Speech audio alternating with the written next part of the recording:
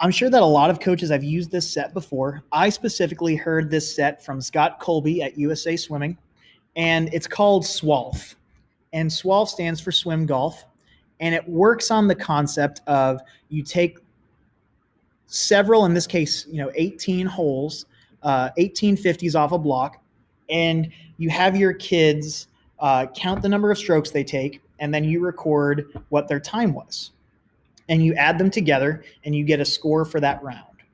And I tell my kids when we do this set, I don't care how fast you go. I care about your score on the set. And I want to really focus on efficiency rather than speed. And once they kind of understand that concept, they really start to think about their full stroke and they become more process driven. So let's do a real quick example data entry. Here's my swimmer, Bud Fly. And on the very first hole, his time is going to be a 24. But he took 35 strokes to make that happen. So his score is a 59.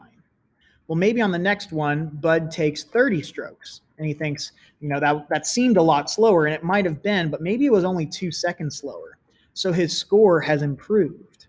And as you get your kids to start really strategizing and thinking about, the actual efficiency side of the sport, you'll start to see kids start kicking out to 15 meters, and you'll start to see greater distance per stroke. And sure, you're sacrificing a little bit of speed, but that's just speed on the front end. And that speed comes back over time as they learn this efficiency.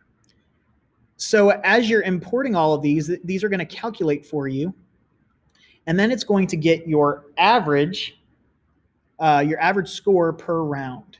And if you do this over time, you can easily compare scores for each athlete from year to year to year. And there's also a leaderboard showing, hey, here are my athletes that have the best score to the worst score. And it's perfectly fine for your kids to look at this and say, hey, I'm a fast kid on the team, but I'm scoring really low. I need to make some changes to how I strategize and work on this set.